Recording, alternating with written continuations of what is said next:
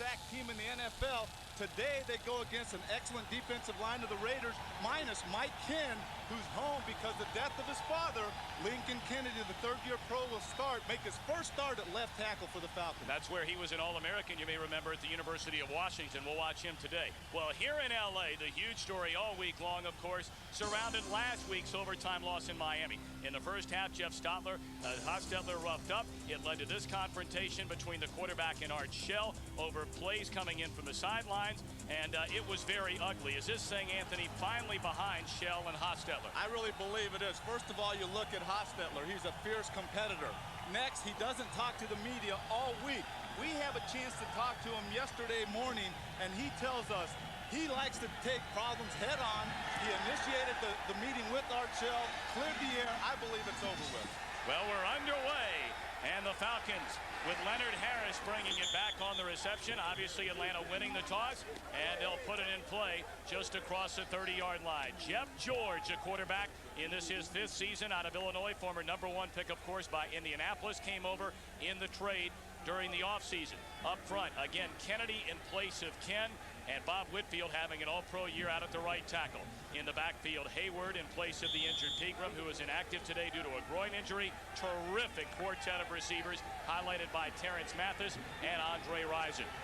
1st and 10. Ball at the 31.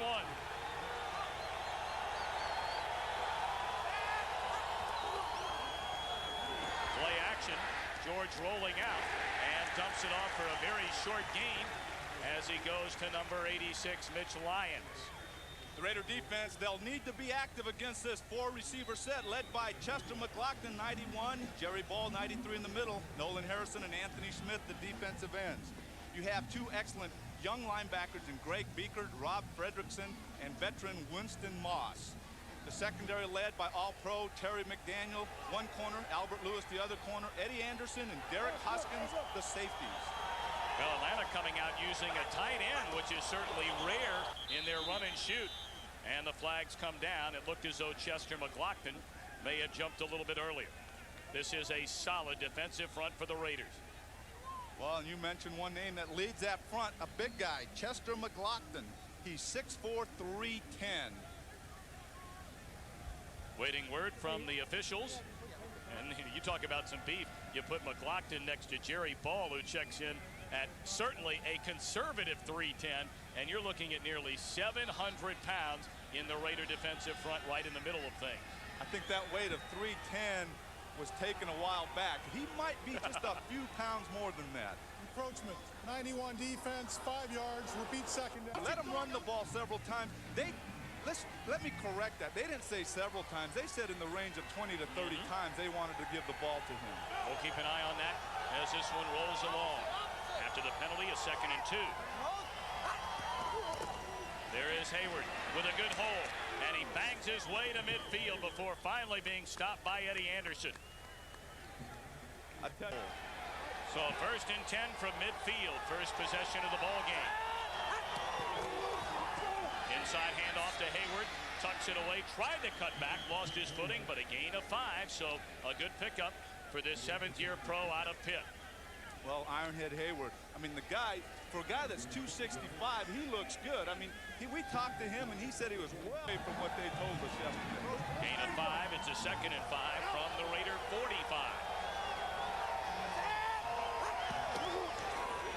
George, the screen set up to Hayward. He's across the 40, down to the 30, makes another cut, and he's trying to go the distance, finally dragged down from behind by Rob Fredrickson inside the 10. 35-yard pickup on the screen pass, George to Ironhead Hayward. Well, that was a nice screen that they set up there, giving it to Ironhead. You see right here, George goes back. Bob Whitfield gets a little hit on Anthony Smith, lets him go by. And it's a nice set. They make it appear like it's a pass, and they let those defensive linemen go by. They've been giving it to Hayward up the middle. Now they get him out in the sidelines, and he is rumbling down those sidelines like a halfback, not a fullback. Well, the body is not a halfback frame. Handoff goes to Jamal Anderson. He was activated this week because of the groin injury to Eric Pegram. Pegram, a 1,000-yard rusher a season ago, has been replaced in the starting lineup by Hayward. Well, one of the things that they wanted to do with Ironhead back there, because they passed the ball so much, they felt a bigger Hayward could give them more protection back there. And that was a logical move to me. Anytime you're throwing the ball as much as the Falcons do, you want a little more protection because, as we mentioned in the opening, they are the second most sacked team in the league with 24 sacks.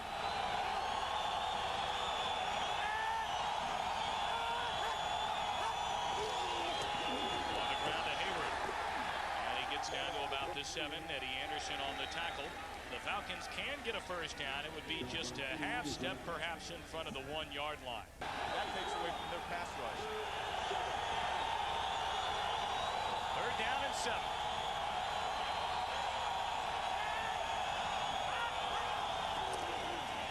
They hand it off.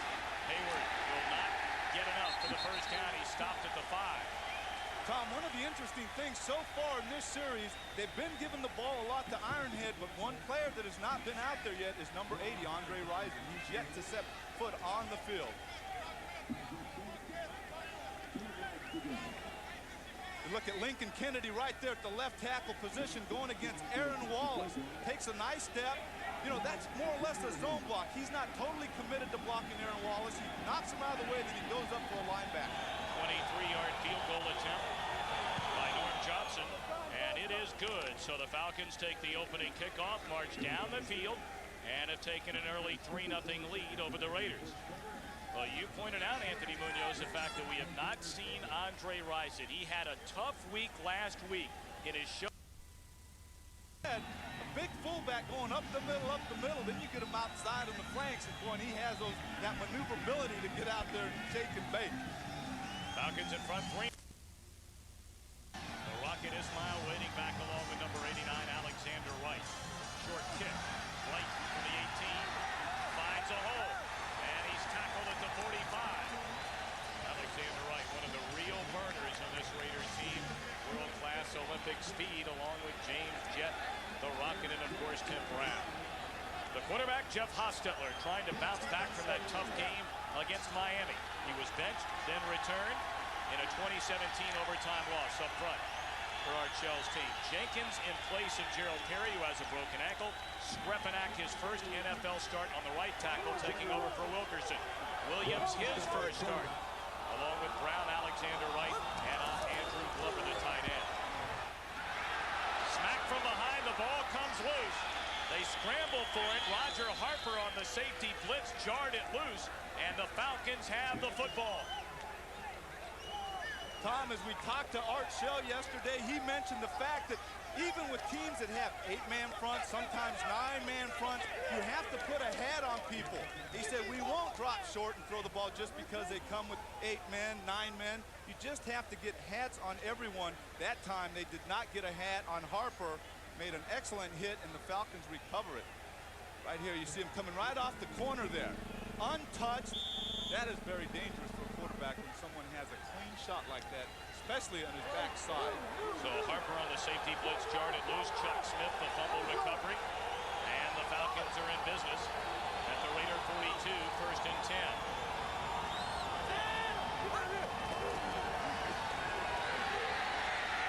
Great protection. Flag comes down. They dump it off to Hayward. He gains nearly 8.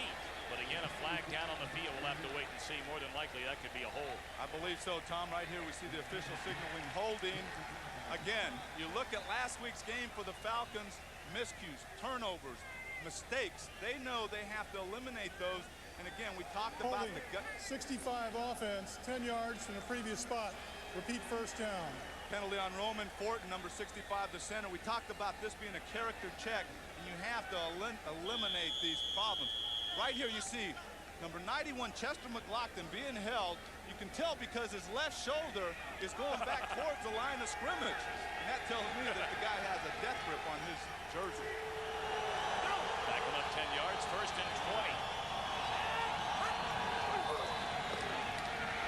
Hayward, a good hole across the 45, and he's down to the Raider 42, a gain of almost 11 yards. Well, right now, let's send it back for McDonald's. One game, Saints on top. Back to you, Tom. All right, Jimmy, what a bizarre play indeed. Back to action here on his 2nd and 9. Hayward, there he a short game. It'll bring up 3rd and long. Winston Moss able to wrestle him down. Well, there has, on that, going back to that update, there has to be some awareness by those special teams. And you better believe that special team coach is going to be doing some screaming tomorrow. I would imagine he's doing some screaming right now. And some more tomorrow. You better believe. And Tuesday. All right, it'll bring up a 3rd and 9 now for Jeff George and the Falcons. Already in front of the Raiders, 3-0. 7:55 to play in the opening quarter. Hayward already off to a big start. Early movement. And George, perhaps a free play, is wrestled down by Chester McLaughlin. Well, McLaughlin should have been able to wrestle him down because it looked like he had an early start. Well, he had, this better be against the defense because Jeff George had an opportunity to take advantage of this. And it is against the defense, and that's what caused Jeff George to stop. But Offside, 74 defense, 5 yards, repeat 3rd down. anytime you have an opportunity to get a free play, and he should have been aware that their guy jumped. He's right there next to the guy across the line of scrimmage. Go ahead, go through with the play. If you complete one for a touchdown, or even if you throw an interception, you know it's going to be called back because it's a penalty on the defense. Penalties certainly have always hurt the Raiders, known as a very physical team, but they've also made a number of mental errors that have hurt them this year.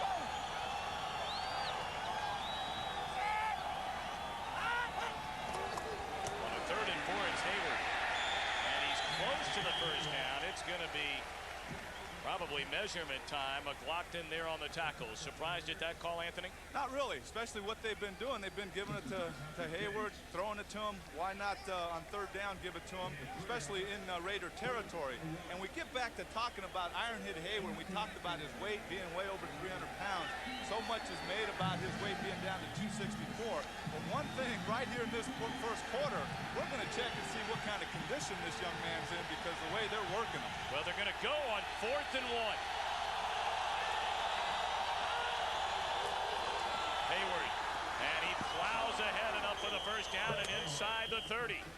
So they told us yesterday, Anthony, June Jones did, that Hayward was a major part of their offensive game plan, and so far it's paying big dividends. Well, they're not going away from their game plan. You see an Ironhead coming right to you. Great shot. Mike's in. Tight end. So 1st and 10 at the 28.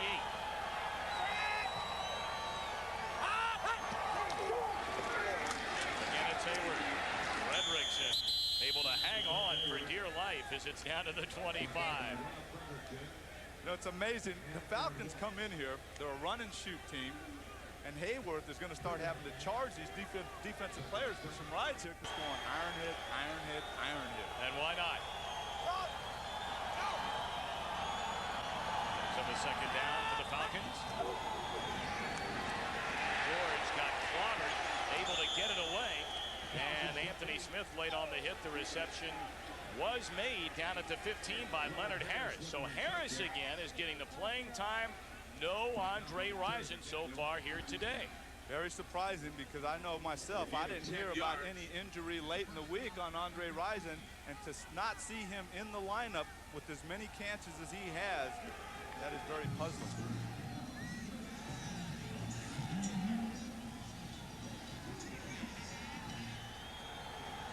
So a 1st and 10 down at the 15.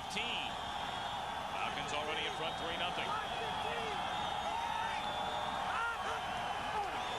Short drop. Fired. Out to Harris. Breaks a tackle. Close to the goal line. Down to the 1. So Leonard Harris, who only had 1 catch the entire season coming into the game today, a big reception right there. So 1st and goal at the 1. It's Jamal Anderson, and he's stacked up at the line of scrimmage. Flag comes down on the play over in the corner of the end zone, the near side.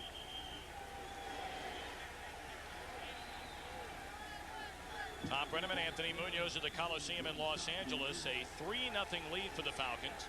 Atlanta driving again after a sack and a fumble by Jeff Hostetler. And they're in scoring position with a 1st and goal inside the 1. The first down try, Jamal Anderson stopped at the line of 70 scrimmage. defense lined up in the neutral zone, half the distance, repeat 1st down. And Bob Whitfield, or rather Scott Davis guilty. Andre Rison, we have not seen him in the game yet, Anthony Munoz. Well, one thing that's obvious here, he has his helmet on. He doesn't have a baseball hat. He's not sitting back on the bench. So, you know, it's hard to really say what's going on here with Andre Rison because it looks like he's ready to go in. He's just not in there. First and goal inside the 1. Hayward stacked up, ball ahead. Did he have enough to get in? We're waiting for the official signal. Some of the players for the Falcons indicating touchdown, but nothing yet for the men in black and white. Lincoln Kennedy coming up with a ball. Apparently Hayward did not make it. Well, lineman coming out with the ball, you think maybe he fumbled it and he picked it up, but the official is ruling that it's not a touchdown. Right here you see the line of scrimmage. In fact, Jerry Ball might have been offsides there a little bit. If we can maybe take another look at that and see Jerry Ball going across the line of scrimmage there before the ball was actually snapped. You see June Jones here. Maybe we can go back to that after this play. Well, this time Hayward will get in for the touchdown, and that makes it a 9-0 Falcons lead. Ironhead Hayward, who was not the starter early in the season. Eric Pegram was, but they've gone to Hayward, and all of a sudden he's having a huge afternoon here in the first quarter. Well, does it surprise? So now the extra point by Johnson, and he bangs it through. So the Falcons have taken a 10-0 lead here at the Coliseum. 2:50 to play in the opening quarter. And you know, Anthony, you brought up at the top, June Jones told us yesterday, this is a real character game for his team, and he's got to like what he sees. And that was when Hostetler took the big hit on the safety blitz from Roger Harper. He coughed up the football. The Falcons got it, and they lead 10-0. Ismail 86, Alexander Wright 89, waiting back on the Norm Johnson kick. This is Ismail.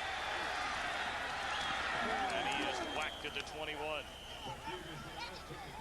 Terrific play made by Elbert Shelley. So 1st and 10 for Hostetler and the Raiders. How important is it for the Raiders now to get off to a good start, already falling behind by 10? Well, it's very important. That's one of the things they were talking about, this offense. They've been misfiring. They have the 3 different replacement players in there. They have Jenkins at left tackle, Skripanek at right tackle. They have Harvey Williams starting. They wanted to shuffle things up a little bit to start firing on all cylinders, and this is a very important drive for them right here. Harvey Williams, he took a shot trying to break it off the left side. A very short game, Jesse Tuggle. He's normally the man, number 58, around the football. And again, getting back to this Raider offense, you look at a Raider offense, and last week, in the last 7 games, I mean, last week they run for 124 yards against Miami, and that's the most in the last 7 yards. So my question is that the way this offense is going to get going, by running the football? I don't know.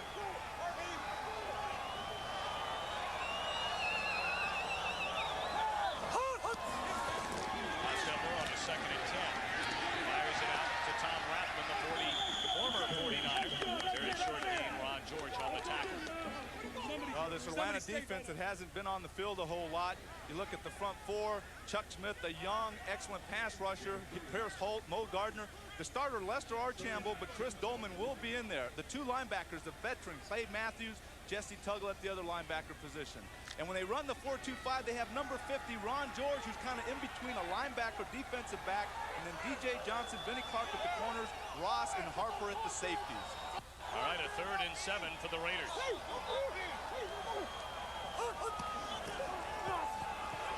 Hostetler looking downfield, and it's overthrown, trying to hit James Jett, number 82. So the Raiders 3 and out. Oh, wait a minute, a flag comes down late. Hostetler may have taken a late shot from Jumpy Gathers. Well, one of the things I was going to mention, Archambault and Gardner are the starters, but Jumpy Gathers and Chris Dolman come in pass rushing situations, and right there it appeared that number 97, Jumpy Gathers, the 11th year pro, might have hit Hostetler after he threw the ball. Maybe went to his head. Well, if that is the case, it'll be an automatic first Personal down. foul, 97 defense, roughing the passer, 15 yards, first down. Jumpy Gathers indeed with a penalty. You see Dolman here, 56, trying to put pressure, but right here you see Jumpy Gathers after he throws the ball, and then he gives him an extra little shove and a push after Hostetler throws the ball. Right here you see it. He's got his arm. That's okay there. But right now, then comes the extra shove with the left hand. That's where the penalty was called. Great work by our Fox crew getting that penalty. So an automatic first down, the ball at the Raider 40.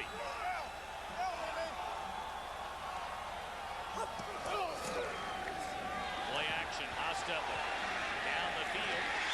Right sideline, caught by Tim Brown, his 31st catch of the season. He had 80 receptions a year ago. Just a marvelously talented player, the former Heisman Trophy winner out of Notre Dame. Well, something that they had trouble doing last week against the Dolphins, that was protecting Jeff Hostetler. Right there, Hostetler gives a little fake to the running back. They have firm protection up front. He has a chance to come back. And when you have those guys stalemated right at the line of scrimmage, it gives that quarterback some time to look over and see who he wants to hit and then pick him out and throw to his receiver. 15-yard pickup. The Raiders for the first time in Atlanta territory. Harvey Williams, a very short game, and another penalty flag has come down onto the field. Well, Anthony, how in the world do you explain a Raider offensive line, big, solid, strong, veteran guys, not being able to get a real running game going? Well, the one thing is we hear the call here, then we'll address that Illegal point. shift. 87 was in motion while 81 was going down. First down, 5 yards, repeat first down. So the penalty against Andrew Glover. Welcome our audience to watch the Rams and the Saints in a wild one down at the Superdome. Jim Mora's team coming out with a 3-point win. Here it's Atlanta 10-0 over the Raiders in the opening quarter with 27 seconds left to play. Raiders at midfield on a 1st and 15. And they'll go to the ground, and Harvey Williams, very short gain. It'll bring up 2nd and long. You know, Anthony, we were getting ready to talk about blocking, but when it's time to run block, you got to say, hey, there's no way I'm going to be passive. I got to have an attitude, come off the ball, and move my guy off the line of scrimmage. So, you know, attitude and then the footwork, the technique is a big part of run and pass blocking. Well, that will be the final play in the first quarter here at the Coliseum in Los Angeles. It is a 10-0 Atlanta lead, and Craig Hayward, Miami in overtime. The headlines all week long here in Southern California, talking about the disagreement along the sidelines. It was a heated confrontation. Al Davis himself was wondering what in the world was going on. The president of the general partner, Al Davis, has had this franchise 31 years, and well, you know, you brought up earlier, Jeff Hostetler did not talk to the media all week long, but he did talk to you yesterday, and he said he finally put this thing behind him. Well, you know, he was kind of open with us. He gave us a little bit about himself as a person. He said, hey, as I mentioned in the opening, he said, when there are problems that I'm faced with, I'm not one to let them fester, to let them create a much bigger problem as time goes on. I like addressing the problem, getting to the core of the problem, and taking care of it. And that's what he did with Art Shell. He knocked on his door, said, Art, we need to talk. They talked, and I believe it's over with. 2nd down and 13 for the Raiders at the Falcons 48. First play of the second quarter.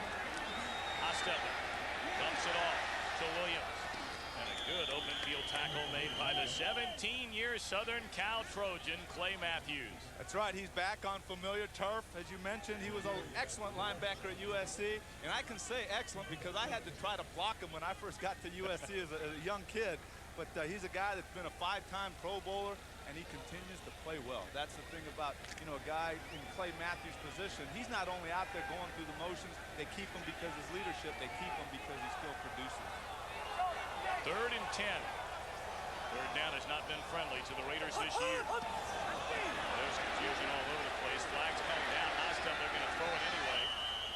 And he's unable to connect. And a little extracurricular activity breaking out down around Hostetler, involving number 97, Jumpy Gathers. And I know one guy in that offensive line that will not allow that to happen very many times. That's Steve Wisniewski, that left guard, their left guard. If anybody hits his quarterback late, he's right there to protect him. There he is, the big guy from Penn State. So the early movement by Atlanta goes against Chris Dolman, and he has been a story himself. A big disappointment for the Falcons this year. I'd say he's been a very big disappointment. And one of the things that you look at Chris Dolman not playing a whole lot, we talked to Coach Jones, and he says, well, it's not because of his play. We just want to use him where he is best suited for us to use, and that is as a pass rusher. So, you know, we're going to get him in there, let him rush the passer, but you know, he's the type of guy you want in there every play. All right, a 3rd down and 5 for the Raiders.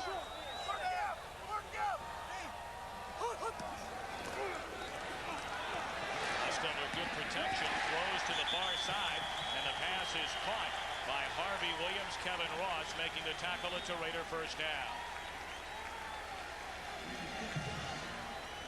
So the Raiders trailing 10-0.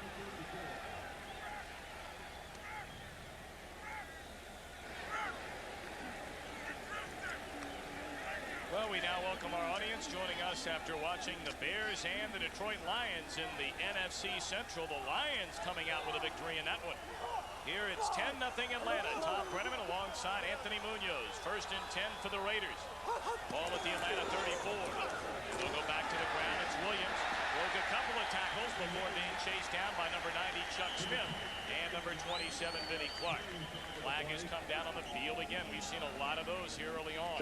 Too many on the field here, and they just continue to come out here in the 2nd quarter. Another penalty against Atlanta. Well, the numbers in the 1st quarter heavily in favor of Atlanta in that 10-0 lead. Well, the first one that pops out is this rushing yardage. I mean, 43-2 total yards, 104 to 13. And that's what explains this early lead by the Falcons. 47 defense, 5 yards, 1st down. Roger Harper charged with a penalty. It's a 1st down for the Raiders. There has been the man who's been the difference in the game thus far today. The Atlanta powerhouse of a man in Craig Hayward. He is a load. 8 pounds playing for the Bears last season. 1st and 10 for Hostetler and the Raiders.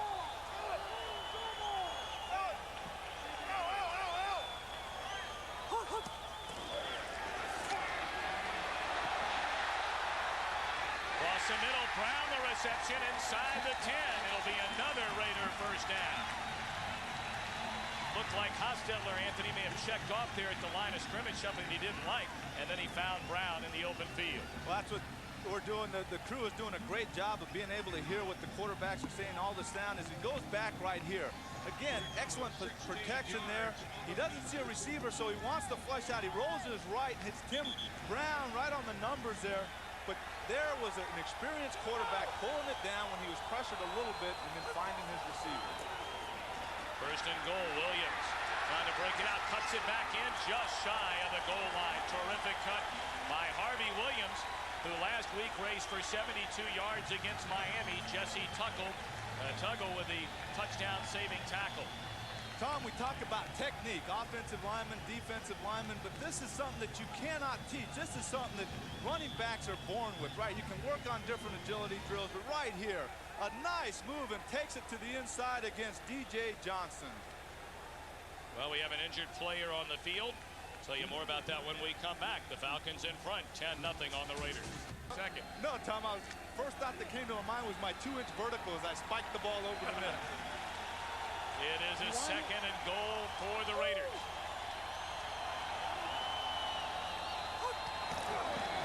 Williams will race into the end zone.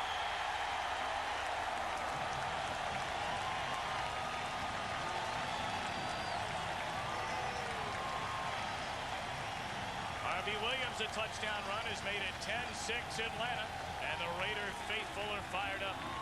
Well, they were high-fiving, and right here, he saw the middle clogged up. You see number 22, Harvey Williams, right here in the backfield. Lone setback. You see Rathman in motion there, 44. He doesn't see anything outside, and he sees a lot of green to the outside, and he outruns Jesse Tuggle into the end zone for 6. So the Raiders on the board. Jeff Jager on to try and add the extra point. He's not missed one all year. And still hasn't. So the Raiders down the field have made it a 10-7 game. 12-11 to go in the 2nd quarter. It should be a shootout here at the college.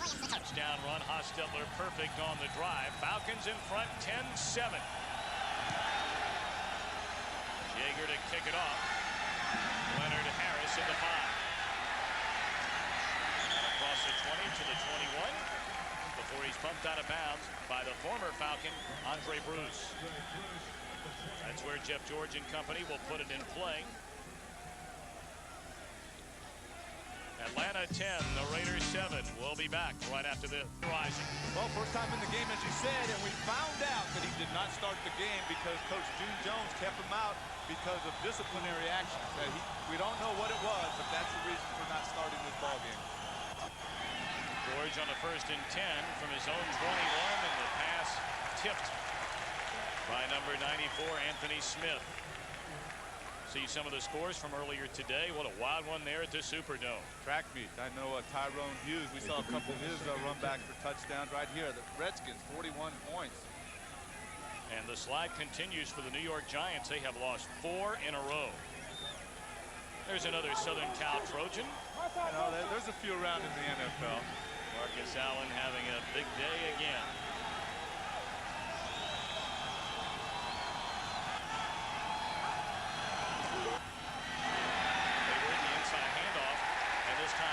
Saw it coming. Good play by Nolan Harrison. And Patrick Bates also coming up from his safety spot. Tom, so far this game, you're looking for a Raider defense. Of course, their offense just takes it a long way, score a touchdown. As you see right here, both quarterbacks having an excellent afternoon so far. 5 of 6 for George, 5 of 5 for Hostetler. Getting back to this Raider defense, here's a defense that is they've scored, 5 consecutive games, they've scored a touchdown. And that's an impressive stat. I mean, even 5 in a season, that's excellent, but 5 consecutive games, they have to step it up right here and give their offense a little more momentum. Safety blitz, and George is just absolutely nailed by James Trapp coming up from the cornerback position. Amazing. George hung on to the football. That was an excellent hit. As you see, James Trapp right here. Clear shot at the quarterback. You hate to see those hits on your quarterback right here. Oh, my. And as you said, he holds on to the football. That's kind of like a dream hit for any football player, especially someone on a blitz against the quarterback. I think June Jones asking Jeff George how many fingers he's holding up. Let's hope he knows that's his head coach. Alexander off the side of his foot. Rolls out to the 20. The ball is touched by a Raider. And then it's over to the far sideline. Albert Lewis coming in, may have gotten a hand on it, and certainly he's made a living of that. Albert Lewis in his career coming into today's game and blocked 11 punts. Tell you, in his 12th year from Grambling, right here, Albert Lewis. He gets in there, makes the block, and as I made that comment about their defense having to step it up, they blitz James Trapp. He knocks the quarterback almost out, and here Albert Lewis blocks the punt. This gives the Raiders an excellent opportunity with great field position. So Albert Lewis blocks a punt. The Raiders have the ball at the 31, trailing by 3. Lewis right here in the corner takes an excellent angle and lays out in front of the punter to make the block. Albert Lewis, the guy that is familiar with blocking punts, as Tom said, 11 in his career, does an excellent job to get that one. And that is the first punt that has ever been blocked off the foot of Harold Alexander. First down, Raffin on the near side, and a pickup of nearly 5 before Roger Harper was able to make the tackle along with Clay Matthews. Get some excellent shots from the truck on this play, especially and throughout this game. Right here you see his hand right there making the block, and you see how he lays out. He takes the angle a couple yards in front of the punter and then lays out because he knows the punter is going to punt it away from his body and allows him to block the ball. Albert Lewis, a huge free agent signing from Kansas City.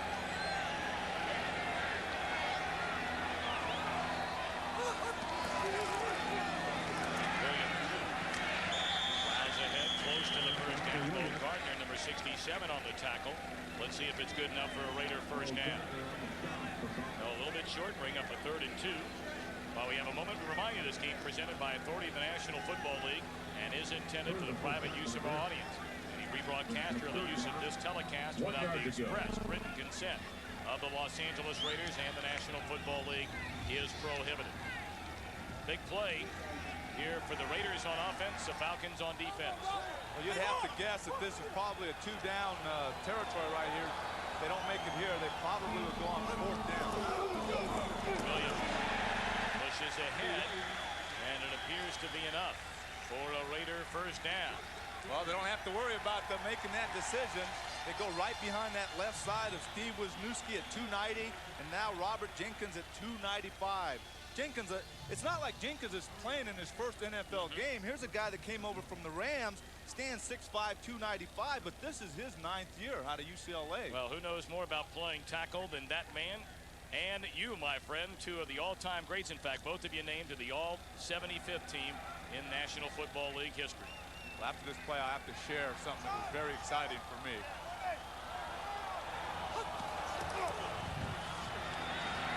Hostetler, great protection into the end zone. Touchdown, Tim Brown.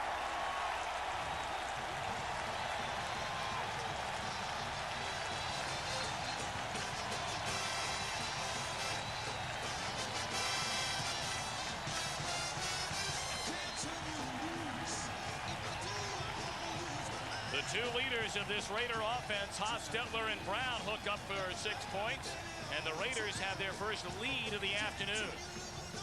Well, Tom, what better guy to go to than Tim Brown, the 3-time Pro Bowler, the 87 Heisman Trophy winner. As we were talking to Tim yesterday, he was talking about all the catches he has after 6 games. He goes, I'm a little tired. I'm not used to having that many catches after 6 games. Jaeger adds the extra point. So the Raiders, after falling behind 10-0, a run of 14 unanswered points. Brown, the touchdown reception, 14-10 Raiders. Tim Brown, number 81, has the defender beat, makes the catch for 6 points. And right here, Hostetler reacting, saying thank you. Much appreciated. Opportunity to score that touchdown. And the Raiders a 14-10 lead. This is Clarence Fernand. Good return man, and the ball comes loose. Scramble for the football. The Raiders claim they have it. So Verdun lost the handle. Leonard Harris saying the Falcons got it back.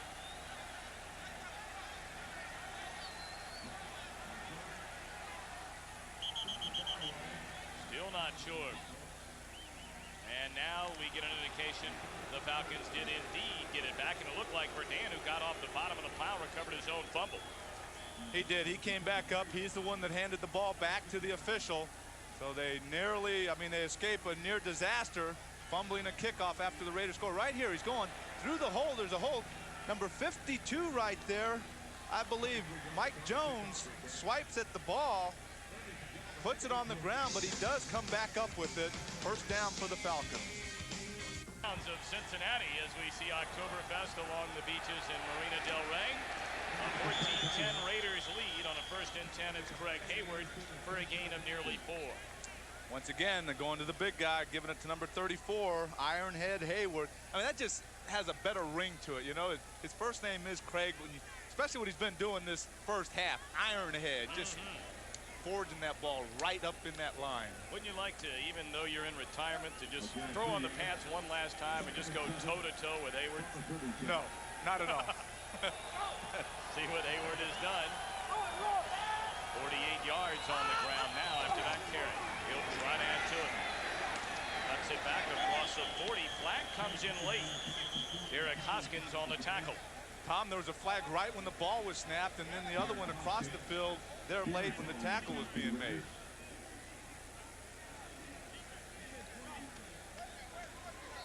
Well, there'll probably be a lengthy conversation with a couple of different flags being thrown in. You know, we figured a high-scoring game here today. The Raiders, the 5th worst in the National Football League in terms of points allowed. And the Falcons, after serving up 42 to the Niners last week, the 6th most points allowed in the NFL. Offside, 29 defense, 5 yards, repeat 2nd down. That's against Albert Lewis.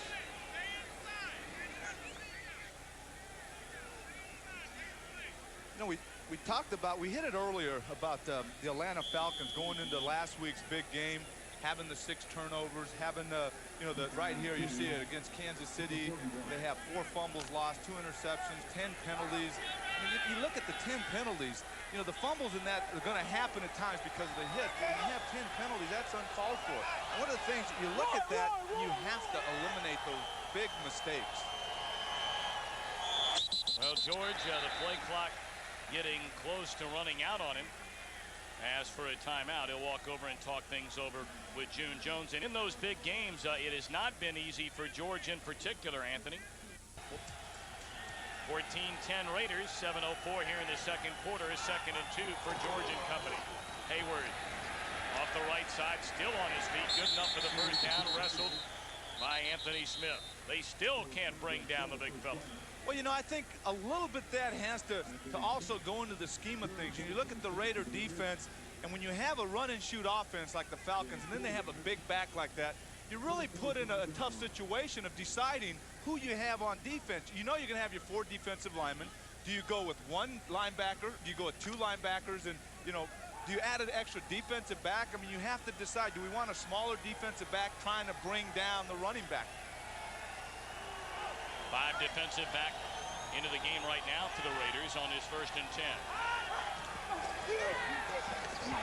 George walks it down the sideline, and he overthrows Andre Rison. Time, as always, for our Aflac trivia question. Who is the only NFL player to score over 2,000 points in his career? You knew this one right out of the gate. Nah, I don't think I know that. Maybe I do. Oh, you. I'll hold off. I'll hold off. I think you know. I think you know. One of the legendary figures is a hint in the tradition of the silver and black. If you're just tuning in, Andre Rison did not start the game. Disciplinary reasons. Said June Jones, we're not sure why. He has not caught a pass. Hayward. He's handled the ball most of the afternoon. And on the 2nd and 10, he gains nearly 3. Fredrickson and Ball in on the tackle. Well, Rison has been real quiet so far in the game, and we look as he splits out as a wide receiver, and we see him matched up on Terry McDaniel, the 2-year Pro Bowler. But he hasn't been a factor in this game yet. That's a great matchup because you have 2 Pro Bowlers there. You see big Lincoln Kennedy, number 66. Andre Rison looked like a little kid next to him. Anybody looks like a little kid next to Lincoln Kennedy, even you. 3rd down and 7. George, good protection, fires. It's caught by number 81, Terrence Mathis, close to the first down, but a penalty flag has come onto the field. Mathis leading the NFL with his 51 receptions. That's his first today. It'll go against Atlanta to bring it back, and Anthony, you touched on it. Those penalties have really hurt the Falcons. Pushed off as he was trying to free himself up. 3rd down now and 17 after the penalty.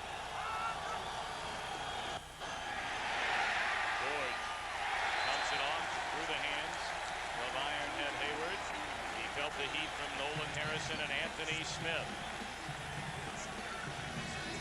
Well, Tom, they tried to set up a little screen or a little shovel pass there, but the Raiders did not give them a chance to set it up. And right here you see Andre Rison on Terry McDaniel. And, you know, you want him to get off the ball and do something. I mean, that to me as a defensive back tells me, well, the ball's not coming my way. You know, it's just like, come off the ball, hit the guy, make him think that you're either going to get the ball or you want to block the guy. Watch it. This side. Waiting is Tim Brown.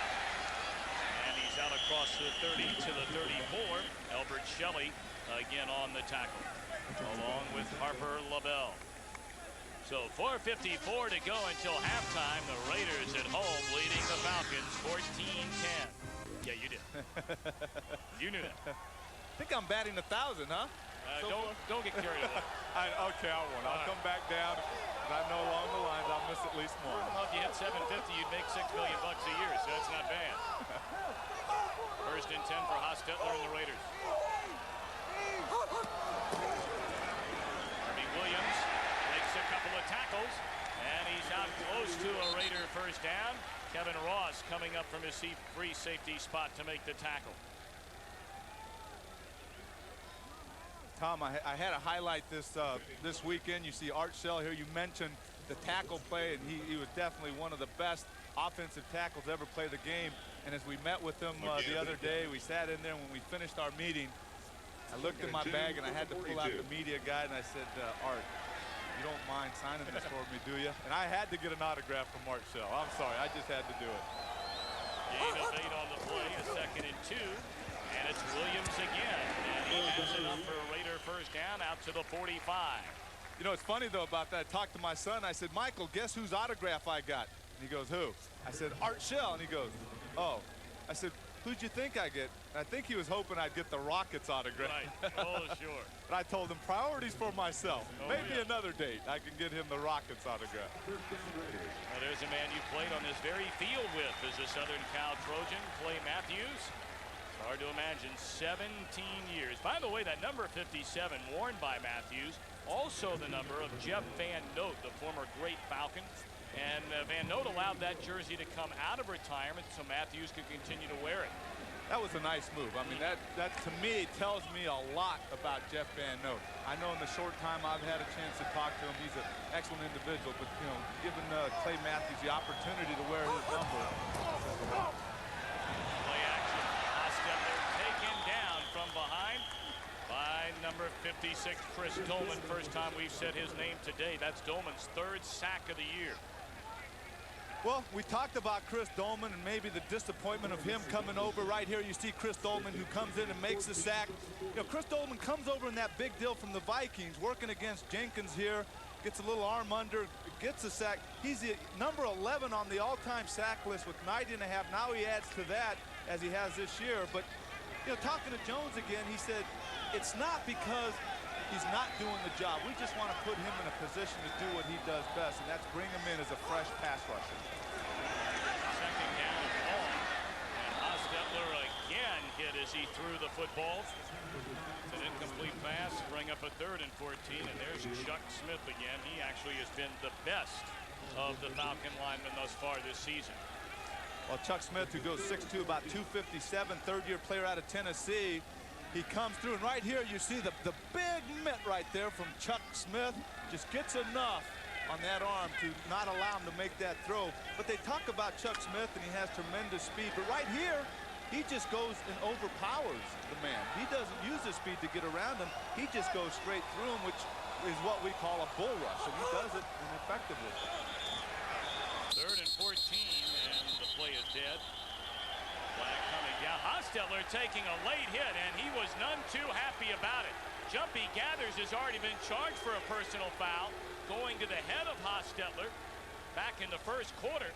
And the Haas contending after that play had been blown dead that another penalty should have come down. I think he's Offense, 64, false start prior to the snap, 5 yards, repeat 3rd down.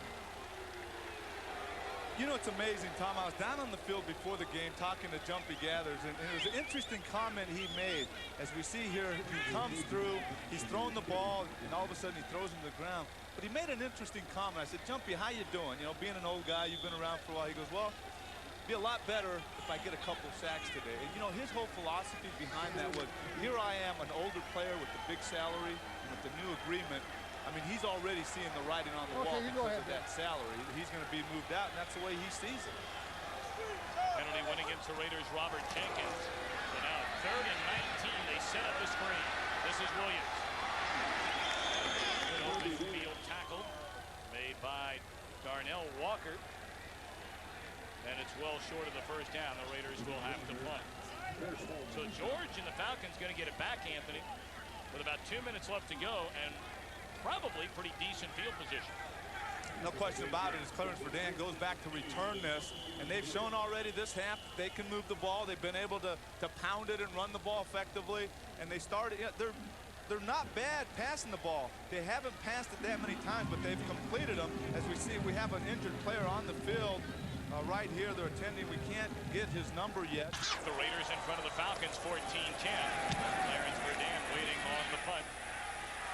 And he's driven all the way back to his own 5. Good punt by Jeff Gossett.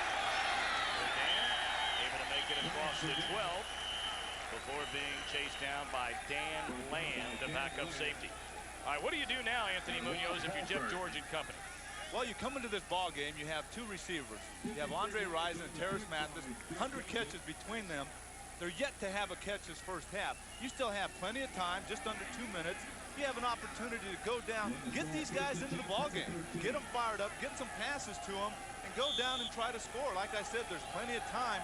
You have to get your 2 guns into the game. Well, of the 4 big receivers for the Falcons, not only Mathis and Rison, but Bert Emanuel and Ricky Sanders, no catches by that quartet thus far today. Well, handed off to Ironhead Hayward. And he gets out across the 15 to the 17. Winston Moss takes him down, and apparently the Falcons are just going to let it run down. Well, they're not in a real big hurry. They're satisfied with just giving it to Hayward and running it up the middle.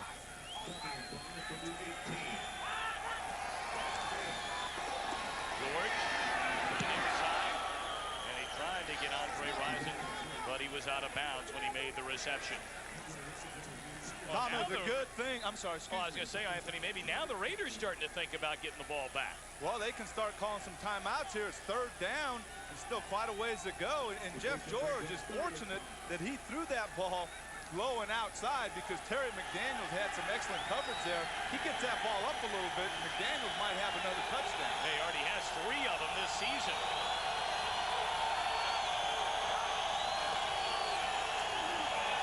George on a 3rd down, and the pass is batted away again by Anthony Smith. So the clock stops at 1:21 to go in the 2nd quarter. The Falcons 3 and out. George has missed on his last 5 tries. Scored here just before half.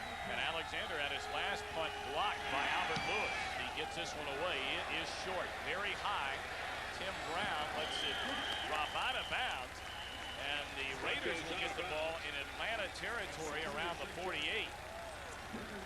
Coming up on Docker's halftime, James and Terry will have all get to play. Now the wide receivers coach, he's still a little upset about the Florida State Seminoles losing a couple of weeks ago to the Miami Hurricanes. All right, 1st and 10 at the 47. Williams carries down to the 40. Inside of that to the 39. Clock continues to run. Tom, I only thought on the play that the Falcons started out with, the little delayed draw, and here you see another draw, is that just maybe those defensive linemen are trying to rush the passer so quickly that they run right by the running back, and they get a big gain. It doesn't make sense that they're not going downfield. Well, 58 seconds left to play here in the 2nd quarter. The Falcons jumped out to a 10-0 lead. A field goal by Norm Johnson. Then after a fumble by Jeff Hostetler on the Raiders' first possession, it led to a Craig Hayward touchdown. But then the Raiders come back. Scoring started out very hot. In fact, it was 5 out of 5 to begin the ball game. But he's cooled off while Hostetler is warmed up.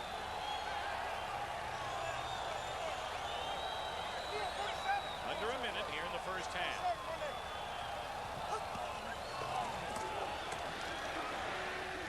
Far side to Williams. Couldn't break the tackle, and he's short of the first down. Good open field tackle made by the rookie Eric Jack. All that speed at wide receivers for the Raiders, you would think they would try something and maybe go into the end zone. I mean, they have one-on-one matchups out here, and they run the ball. Well, it is good enough for the first down. 32 seconds left in the first half, and they're still going to need to get a little closer to try and field goal. Chuck Smith and Pierce Holt making the stop.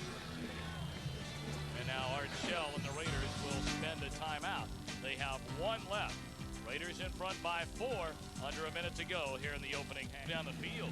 Tom, it's hard to say. I know I'm up here saying, man, I'd be passing the ball, and I'm behind the mic. It might be a little different if I was on the sideline, but I agree with that. I would think they would put it up. Well, they're going to try it now. Hostetler nearly intercepted and through the hands of Harvey Williams. Jack on the coverage. Well, that was close to being intercepted by Jack. Again, they have all that speed. They send him downfield, and they throw a short pass over the middle. And right here, Jack almost makes that play, and he makes that interception, and he's gone for 6 points.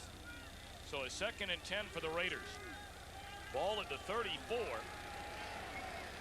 they need to get closer if they're going to give Jeff Jager a chance to bang one through to add to this 14-10 lead.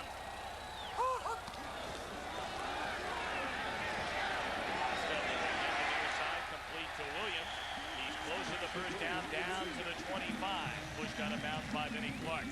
Well, with their play calling, to me, it looks like they want to set themselves up for a field goal, and that's it. They want to score a field goal before half, and that's what it appears that they're trying to do. Right here, you see excellent protection by that front offensive line. Harvey Williams makes a nice catch, and then after he makes the catch, he knows exactly where that stick is, and he tries to get the first down, but doesn't quite make it. Well, it was exactly at this point in the game when Jeff Hostetler was standing on the sideline last week in Miami. He was benched the final 2 minutes and 25 seconds of the first half. And here he is a week later, climbing out of the doghouse, trying to get his team a touchdown, and he has a first down on the keeper.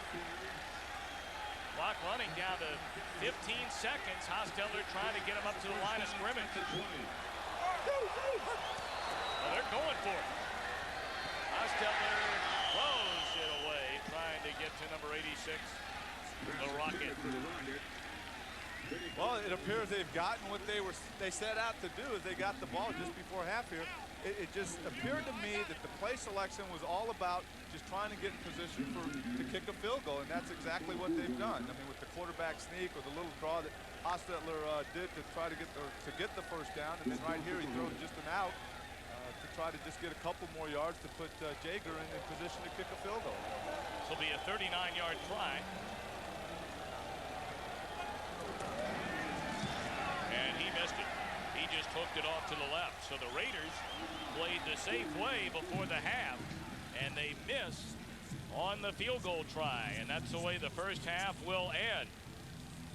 So that's the end of the first half. The Raiders in front of the Falcons 14-10. Stay tuned for the Dockers halftime to the playoffs. Back along with number 89, Alexander Wright.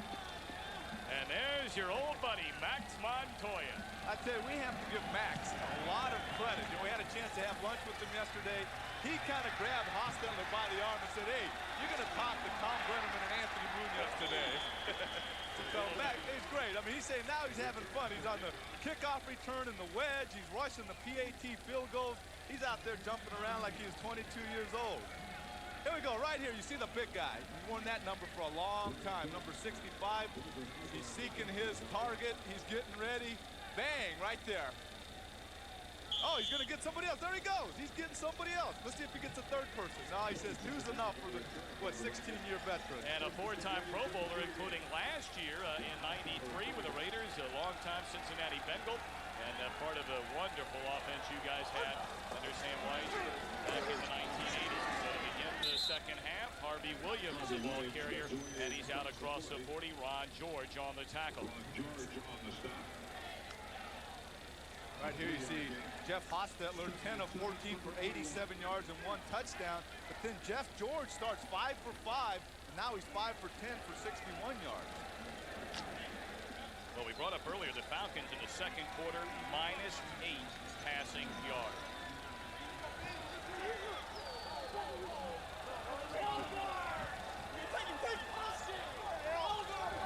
Falcons showing blitz right here. You hear Hostetler. They bring the blitz, fired out to Tim Brown.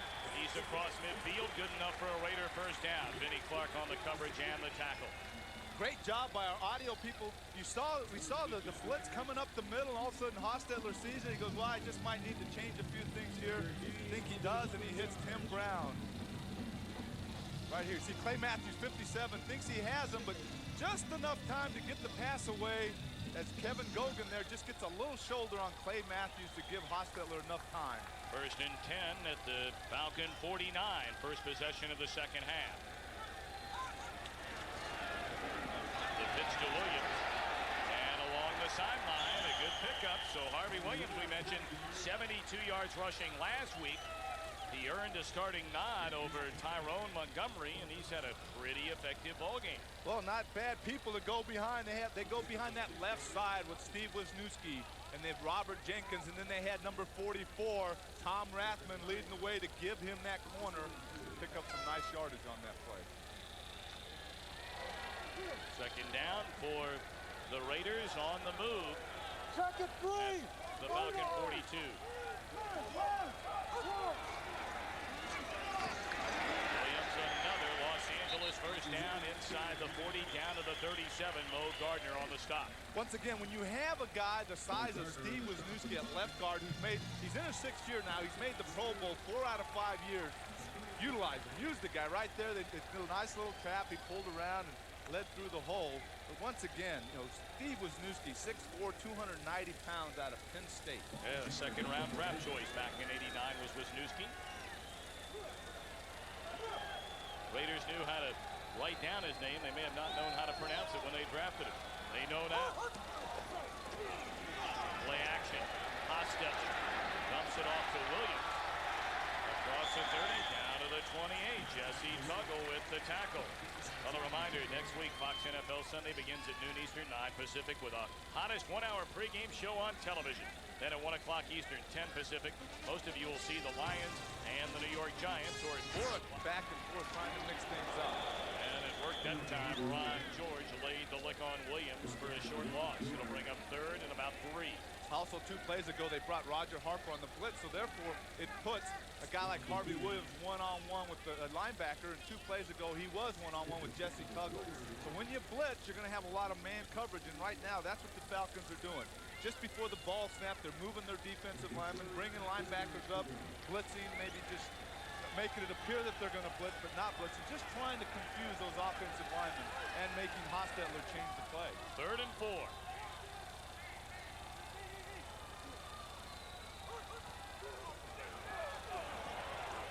Across the middle, wide open, Tim Brown cuts to the corner, flag down, and Brown able to get in for the touchdown. But again, a penalty flag came on the field, down around the 15. Now all of a sudden, Brown getting into things with Vinnie Clark. You know, somewhat of a reminder of Andre Rison and Deion Sanders squaring off, receiver and defensive back. But again, Brown able to get in for the touchdown, but will it count or will they bring it back? Well, we'll see who the penalty's against, but right there, a prime example of what the Falcons are trying to accomplish on defense. They blitz Clay Matthews in the middle, working games with the defensive lineman, and it puts Roger Harper one-on-one with Tim Brown. I think most of the time you have to give it to Tim Brown. His track record speaks for itself, and right there, he beats Roger Harper and he scores. Now we're just waiting to see what the call is. Boy, the officials have taken a long, long time on many occasions today trying to figure out exactly the correct call to make. And that's good officiating. We saw, a matter of fact, tremendous officiating game last week in Washington. Well, I think if you're not certain about a call, which they've come to a conclusion here. Holding defense by the corner. Penalties decline. Offsetting personal fouls. 81 Raiders, 27 Atlanta. Offset, touchdown. So it is a touchdown reception. Hostetler to Tim Brown, and the Raiders have increased their lead. You see up the middle, if we can just, right here, you see Clay Matthews coming through on the blitz. He gets there a little late, but that puts Tim Brown one-on-one with Roger Harper. Tim Brown wins that battle and goes into the end zone for a touchdown. But once again, can't stress enough the point. If you're going to blitz, bring extra men, rush the passer, you're going to have a lot of one-on-one situations, and this is what happens when you get beat blitzing people. And I think that Vinnie Clark went, you know, kind of a swing for the head there. It upset Tim Brown. Both charged with personal fouls, which offset following the touchdown. Jaeger adds the extra point. Brown a pair of touchdowns in the game. His Raiders in front of the Falcons, 21-10. The Raiders here in the 3rd quarter, a 21-10 lead over visiting Atlanta. Jaeger to kick. Leonard Harris and Clarence Verdun wait. This is Verdun at the 3. Tripped up. And Greg Biekert, starting linebacker, able to trip him up out to the 25. We talked about the blitzing linebacker right here, and that puts, you got a blitzing linebacker there, puts man-on-man coverage right here by Tim Brown, who takes it up, a little fake to the outside, comes across. The play is made, the reception by Tim Brown, right there, little fake to the outside, gets away from Roger Harper, the catch, and now, nice little block there. He takes it in for a touchdown right here. Once again, you get caught with the blitzing the linebackers, you got one-on-one coverage as Tim Brown makes a nice outside move, takes it inside, makes the catch. So another huge day for the former Notre Dame Fighting Irish star. First and 10 for George and the Falcons. Flushed out, throws far side, nearly intercepted. Good coverage by number 48 Lionel Washington on Terrence Mathis. It has just been an amazing job today, Anthony, by this Raider defensive secondary. Well, they had excellent pressure there, but one of the things I noticed, Jeff George kind of came out to the left a little bit, and he had, right here you see, he's going to Terrence Mathis, but before then, nice break right here, makes the play, Lionel Washington, but on the near side, he had Mitch Lyons open, but decided to go back to the other side and not make the completion. George again fades back, looks for the long ball, wide open is Andre Rison, and the pass is overthrown. He got turned around. Wow, that should have been 6 for Jeff George. Well, Andre Rison had Terry McDaniel beat, but the ball was overthrown. Their chance to get 6. Right here, see Jeff George going back, plenty of protection. You see right there, just a little pressure from Nolan Harrison. But you see, Andre Rison has about 4 or 5 yards on McDaniel, but the ball is just overthrown by at least 2 or 3 yards. So now a 3rd and 10 for the Falcons. They had a great first quarter, have done absolutely nothing ever since. George, underhands to Mathis. He's going to reach a first down out across the 40 to the 41. So Terrence Mathis makes his first catch of the game. Again, he had 51 receptions coming in, best among all NFL wide receivers. This nice heads-up move. 10 minutes to go in the 3rd. They hand it off to Hayward, looking for somewhere to go, and absolutely nothing. Jerry Ball at 6'1", 310 pounds. When we asked him, where he got the amazing foot speed for a man his size, and Anthony, I was just stunned at his answer about it. It's amazing. He said, when I was in high school, he said, we didn't have weights. We didn't have all the fancy equipment, but he did these agility drills, the plyometric, jumping over, up and over little benches and little seats, and that's where he got a lot of his agility. Right here you have one big guy going against another big guy, and the bigger guy wins that one. Now the whistles blow, play is dead as the flags come down on what would have been a 2nd and 11. Ball start prior to the snap. 72 offense, 5 yards, repeat 2nd down. That's against the right guard, Mike Sandusky. But getting back to the agility, you see, well, when you got bigger, wasn't it a little harder to go over that bench? He goes, it's like riding a bicycle. Once you learn it, you can always do it. Ironhead Hayward up the middle, and he's wrestled down by the rookie Rob Fredrickson. Boy, they love Fredrickson here in Los Angeles. They think he is going to be a star out of Michigan State. Well, we're talking to the linebacker coach Jim Haslett, who himself had an excellent NFL career. He said Rob Fredrickson has the opportunity to be a great linebacker. He didn't say a good or average. He said great linebacker, and that's saying a lot about the rookie out of Michigan State. All right, a 3rd and 15. The Raiders in front, 21-10 here in the 3rd quarter.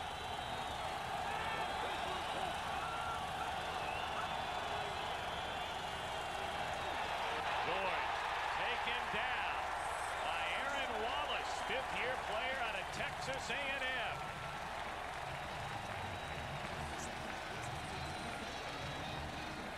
Well, Tom, they went with the 6 defensive backs, 1 linebacker right here. Lincoln Kennedy, Aaron Wallace, big guy going against the quicker defensive end.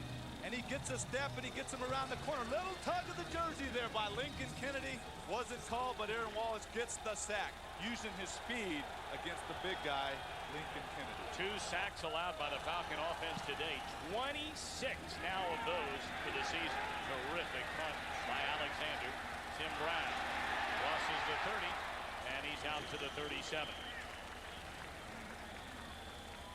7:43 to go here in the 3rd quarter. Falcons had an early 10-0 lead. It's been all silver and black ever since. New, married with children. Falcons don't need to cool off. They need their offense to warm up. Trailing 21-10 here in the 3rd. Ostemer on 1st and 10. Fires out to the right side to Ismail. And he picks up nearly 7. The Rocket. The Rocket. I got to admit, my son, I shared the story earlier about myself getting Art Shell's autograph.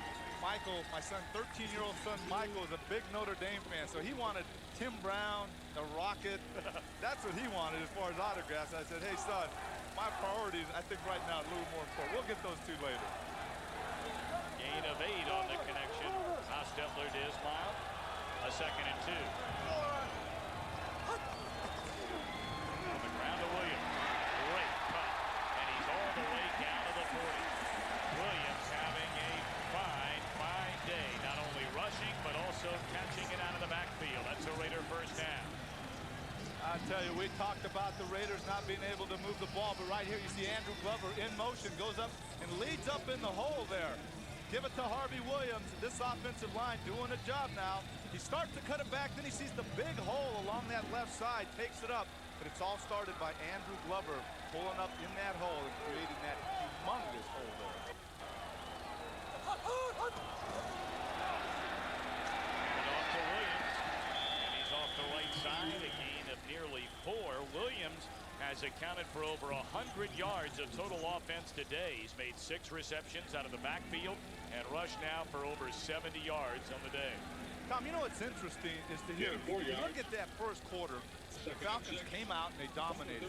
As we were talking to the players this weekend, one of the things that I believe it was Hostetler mentioned is that those times are going to happen where things aren't going that well in a game. He says usually you have one quarter. And what it appears to have happened here, that first quarter was their quarter because after that first quarter, they have things cranked up here. Great protection. Hostetler fires, and it's broken up down near the 21. DJ Johnson got a hand on it. He was trying to find James Jett. Well, the thing I've noticed, we had talked, again, to the players, to the coaches, they talked about having Robert Jenkins in there, maybe giving him a little more help. The Skrepanak at the right tackle, a little more help. Right here they have Jenkins one-on-one, but on the right side they had big number 87, Andrew Glover, giving Skrepanak some help. Greg Skrepanak, the guy starting this week, giving him a little help. When you have a tight end that's that big, 6'6", 245 pounds, he's going to create a little more pass protection there. So a 3rd down and 6 for the Raiders. And jumping across the line was a Falcon. Hostetler, a free play, connects to Tim Brown. A great cut got him across the 30, and it's good enough for the first down. It looked as though Dolman was the man who came across early. I believe it was Chris Dolman, and he actually got a little bit of a late hit on Hostetler, and once again, one of those linemen were there to protect him. You see Dolman right up here on the top. He kind of comes across, he says, oh no, got to go back. But not in time. He can't put the brakes on quick enough. It was indeed against... Right here, you see, I'm sorry, Tom. Right here, you see him hitting the leg. Hostetler gets up, goes, what's going on here? Something's got to be done about this, and right away, one of his linemen are right there.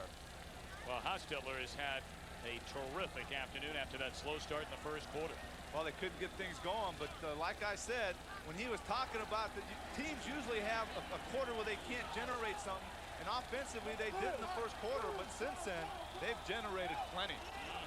Into a 21-10 lead. Play action. Hostetler looking down the field, has a man, Tim Brown, and then it's broken up. Good defensive play made by DJ Johnson. Well, let's send it just up the road to Hollywood, our studios. Tom Brenneman, Anthony Munoz back in the Coliseum here in the 3rd quarter with 5 minutes left. The Raiders holding a 21-10 lead. 2nd and 10 for Hostetler.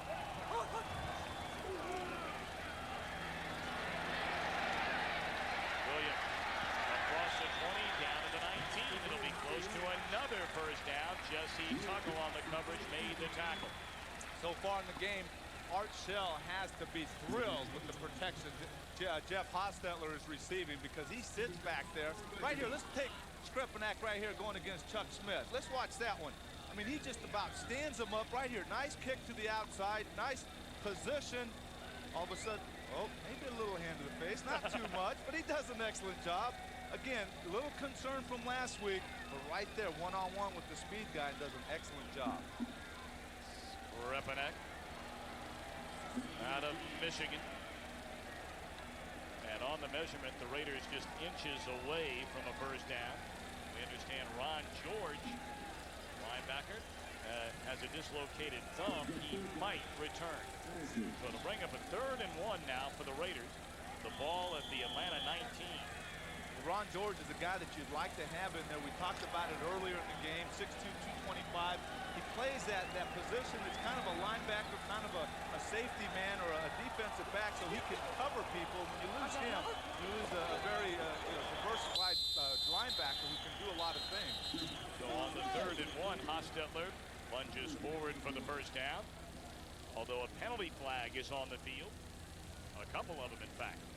Ball start prior to the snap. 76 offense. 5 yards. Repeat 3rd down. That'll drive Art Shell crazy. Especially when you have a 3rd and 1 and you pick up the first down.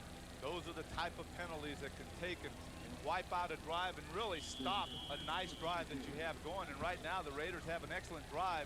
All of a sudden they get a penalty instead of 3rd and 1. It's 3rd and 6. Win against the 4-time Pro Bowler Wisniewski. So here is the 3rd and 6.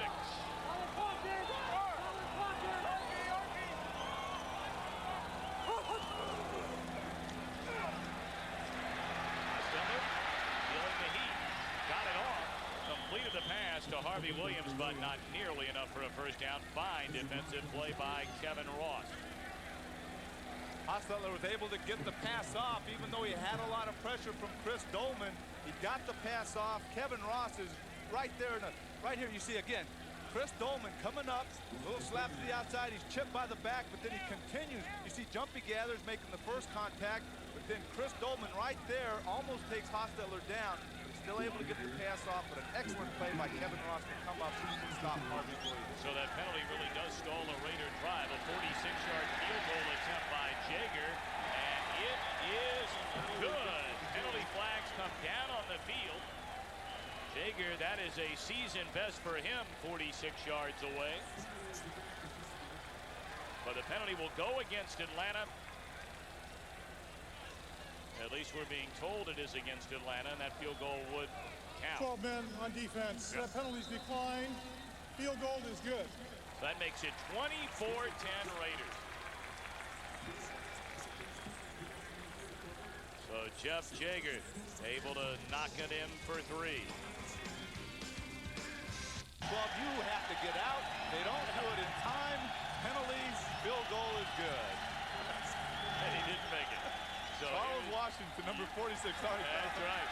He couldn't make it in time. 24-10 Raiders. Burdan on the kickoff. Able to get it out across the 25 before being tripped up. And by Dan Land, his second special teams tackle of the game. So the Falcon offense looking to try and get things in gear right now, trailing by 14. Brenneman, Anthony Munoz back at the Coliseum. 3:10 to play in the 3rd. Raiders in front of the Falcons, 24-10. Jeff George coming out firing. Throws, and the pass is caught by Mitch Lyons. His second catch of the afternoon. But the big play men have not made him today. As we see Albert Lewis on the field here, he appears to be in pain. He's kind of moving around a lot, grabbing his head right there. That's one guy they cannot afford to lose in that defensive secondary. You see the face there as they show it through the helmet. So they will take a look at Albert Lewis to give us a chance. Offended and amended its fumble rule. Tom Brenneman, Anthony Munoz back at the Coliseum. 24-10 Raiders. Anderson on the ground, and he's immediately hit by number 74 Nolan Harrison. Patrick Bates came up to finish him off. Right here we see that the wide receivers for the Atlanta Falcons. I mean, you see right here, Rison, no catches by Emmanuel. Especially these two guys right here, Matheson and Rison. They come to this game with 100 reception between the two, and they're 0 today. It's amazing, just amazing. And Rison did not start this game if you weren't with us. Sat over on the bench due to disciplinary reasons by head coach June Jones. Albert Lewis is back into the game for the Raiders. 3rd and 3. George down the right sideline. They jump for the football. Did the reception be made? Yes, it did, by Ricky Sanders. The longtime Washington Redskin, his first reception of the afternoon. It looked like he may have hurt his back. And he's down on the field, but it's all the way to the Raider 37. That's a big play for the Americans. Play by Ricky Sanders with excellent coverage by James Trapp, number 37, right here. You see him up at the top. I'm sorry. That's Emmanuel right there. Sanders going to the outside. James Trapp with excellent coverage, but a great catch by. And he looks to be all right. 1st and 10. Ball at the Raider 37.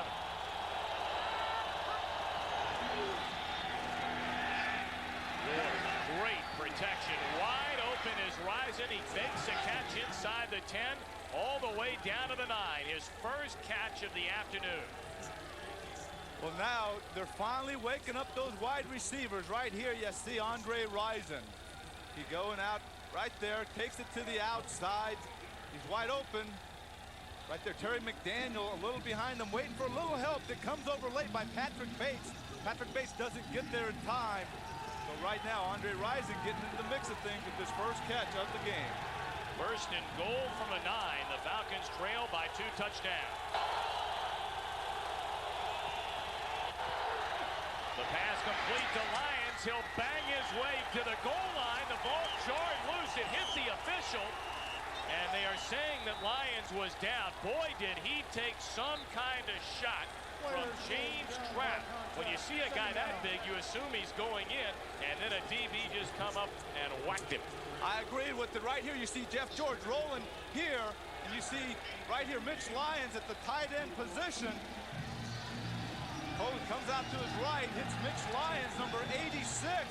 As you say right there, I thought he was going to get in, but a nice hit by Derek Hoskins on that play. It was Hoskins indeed. So here we go from the goal line, and Hayward taken down for the loss. And again, it looked like Hoskins was involved on the tackle along with number 94, Anthony Smith.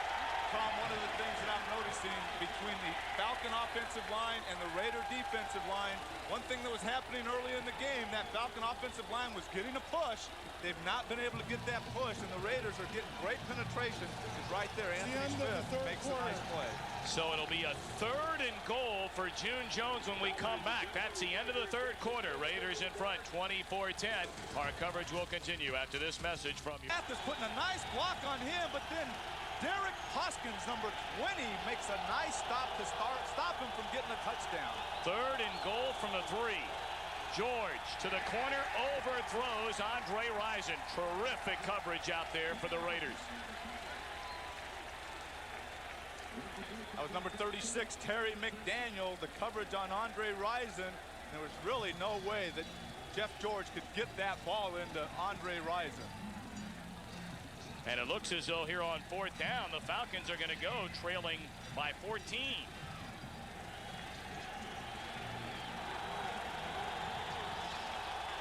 Crowd on their feet, 4th and goal.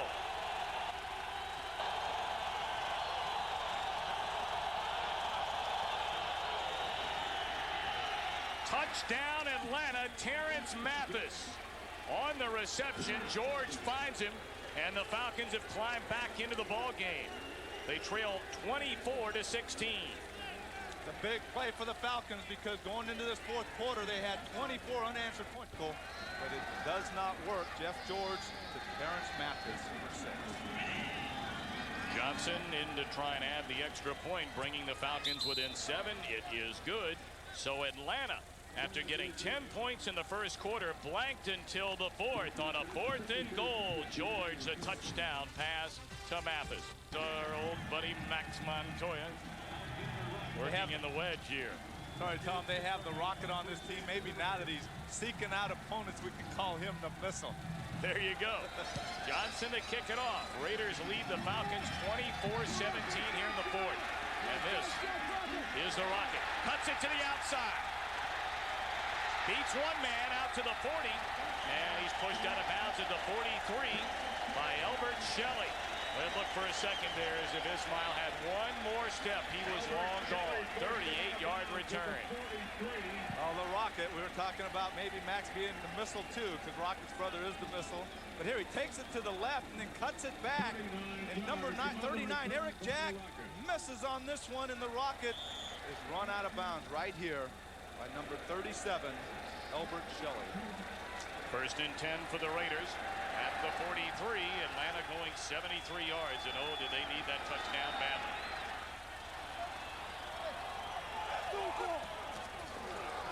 Williams pushes ahead across the 45 to the 47, tackled by Jesse Tuggle. Jesse Tuggle with the tackle. Bo Gardner assisting on the play. Well, I talked earlier about the Raiders gaining 124 yards last week, first time in 7 games. They were over 100 yards and rushed for that many yards. They have things going pretty well here. They're able to move them back, and they get 4 or 5 yards a crack. And right now, Williams, 18 carries for 76 yards. Excellent afternoon so far.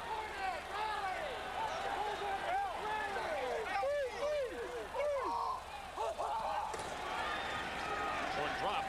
Hostetler to the near side, makes the catch is Alexander Wright, and it's good enough for a Raider first down.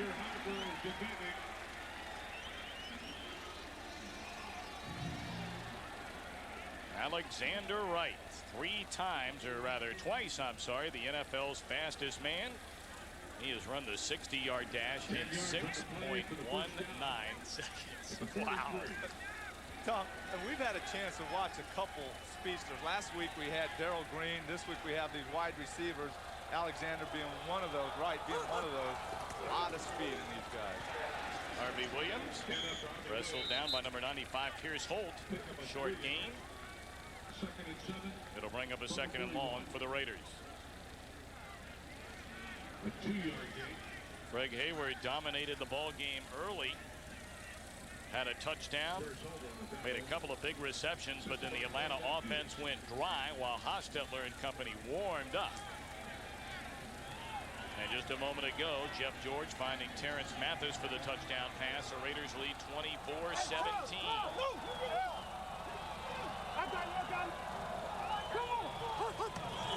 Here comes a blitz. They pick it up.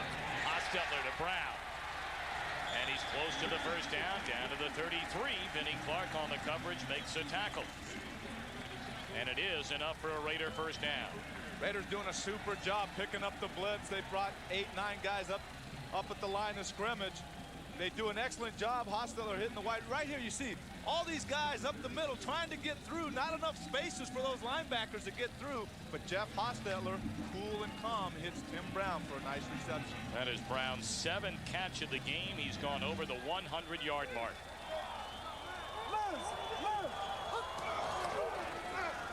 Back to the ground and back to Harvey Williams. Bo Gardner wrapped him up around the legs as he's close to the 30. Now the clock ticking down, 11:47. Raiders leading 24-17. Tim Brown, 7 catches, 108 yards. But the key stat right there are the 2 touchdown catches. As I mentioned earlier in the game, we were talking to Tim Brown. He said, man, 30 receptions after 6 games, that's a lot. I've never been in that situation, but he's adding to those 30 catches today. Second and 8. Coleman coming, pushed out of there. Hostetler will keep it. And he's down across the 25, tripped up by Jumpy Gathers. It'll bring up a 3rd down and short for the Raiders.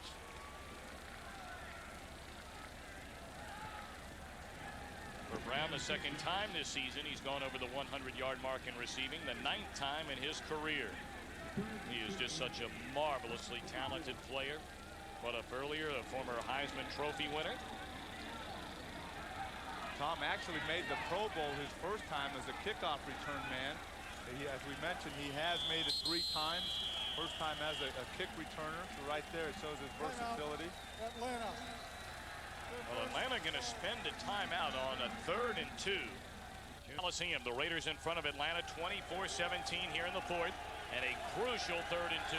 Well, right now the Raiders are 6 for 8 converting on 3rd down. If I was the coach, I'd run the ball. Then if you don't make it, you go on 4th down. 2 tight ends set. Glover in motion. Oh, they fake the run. Hostetler going to throw. Wide open target is Rathman. And he's inside the 20. Good enough first down. That's why I'm not coaching. Well, while we have a moment, let's kick it back to our Hollywood. Anthony. JB, he hit the marker. It is 6. First down and 10. Williams across the left side, and he's down to the 15. Clay Matthews tripped him up. So a huge third down conversion by the Raiders. The clock now under 10, and they lead by 7. Well, not only are they putting a nice drive, as we see right here, 76 Leo Wisniewski down on the field. But they're putting a nice drive together here. Leo, you're talking about his brother. I know Leo. I'm sorry, You're Steve. showing your age. We'll be back in just a moment. Eastern, 7 o'clock Central. Tom, I was showing my age. I played against Leo Wisniewski, who was a defensive lineman for the then Baltimore Colts. This is Steve Wisniewski, who took a knee in the back. Apparently he's going to be all right. The handoff to Williams on what is the 9th play of the drive. The Raiders chewing up close to 7 minutes. The clock continues to run here in the 4th quarter, down to 9:15. Well, the Falcons scored. Now the Raiders answering with a long drive. Right here we see Harvey Williams making the run. 57. Clay Matthews right in this area. You see the knee going down in the middle of Steve Wisniewski's back, and that's why he came off the field. So another big third down for the Raiders on this drive. They have the ball at the Atlanta 12. It's a 3rd and 3.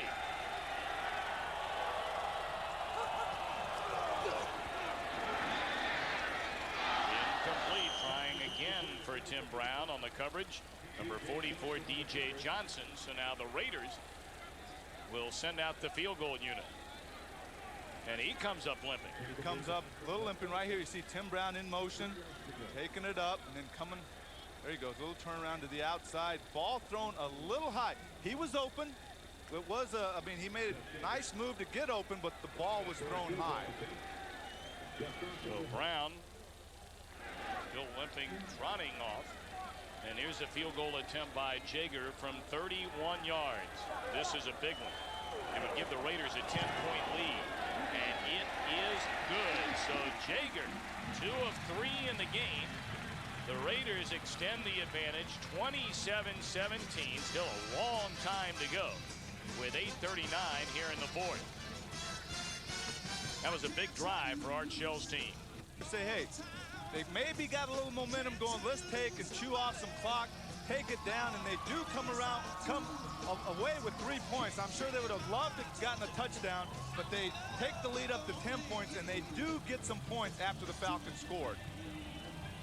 I want to remind you, next week, Fox NFL Sunday begins at high noon Eastern, 9 Pacific, with the hottest one-hour pregame show on television. Then at 1 o'clock Eastern, 10 Pacific, most of you will see the Lions battle the New York Giants.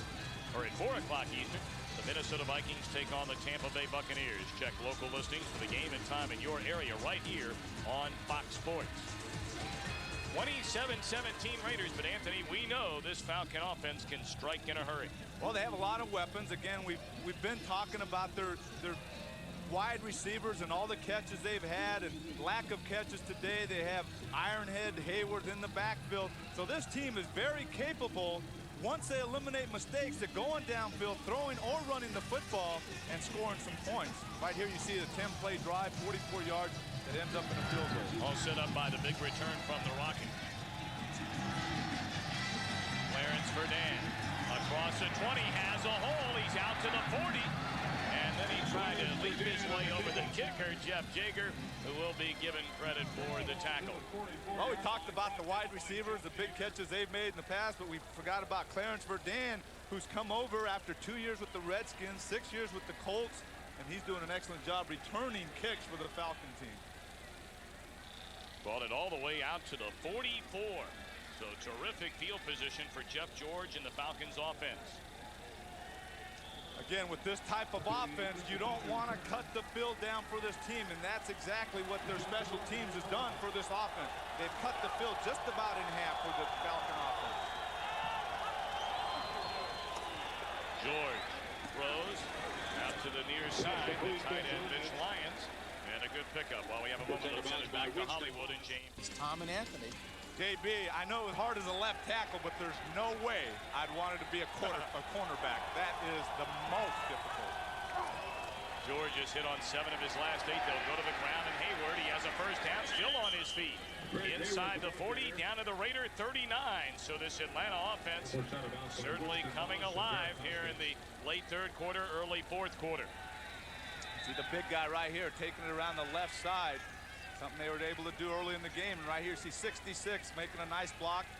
Takes it out. Enough speed to get to the outside. I mean, the ball starts inside a little bit, but the big guy has enough speed to turn the corner and make an excellent game. Not bad going behind this big guy. First and 10. The ball at the Raider 39. Here comes a safety blitz, or from the corner rather. It's Albert Lewis. And again, George able to hang on to the football, and who knows how. He is slow getting to his feet. Very slow getting to his feet. He's limping around, as you see right here. Boy, that is the last thing you want to see with your quarterback, is coming off the corner right here. Clean shot at your quarterback. Nobody touches him. There's got to be some read that accounts for all the men at the line of scrimmage right here. It's not his blind side, but he drops back and he's looking to his left, and Albert Lewis gets a clean shot on Jeff George as he's being taken off the field. George headed for the sideline. The backup quarterback for the Falcons, of course, is Bobby Hebert. There you see him, number 3. Hebert, a Pro Bowler last year after signing as a free agent from New Orleans. Oh, after being down so long, George is going to have to leave for at least one play. Tom, Jeff George has been doing an excellent job, as you see Bobby Hebert's stats here. But Bobby Hebert, not a bad guy to have in against an AFC team, 16-1 against AFC teams in his career. Well, what have you been doing? Going through the computer, all this stat stuff, Matt? I tell you, there's a lot of reading you have to do. People think this is an easy job. I mean, you sit here and talk about the game, you have to know numbers. A doctor one week, a statistician the next. Second and 18. Hebert under center.